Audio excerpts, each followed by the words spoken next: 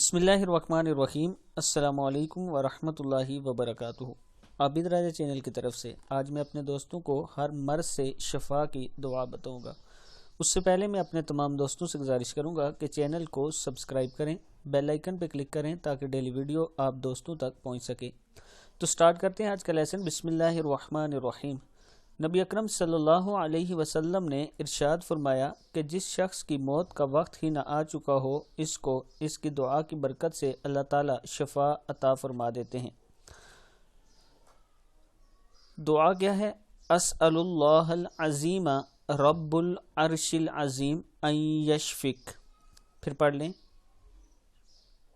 अस्अलुल्लाहुल अज़ीमा रब्बुल अर्शिल अज़ीम अन यशफिक। इसका मतलब है वो अल्लाह जो खुद अजीम है और अजीम अर्श का मालिक है, मैं इससे सवाल करता हूँ कि वह तुम्हें शफा अता फरमाए।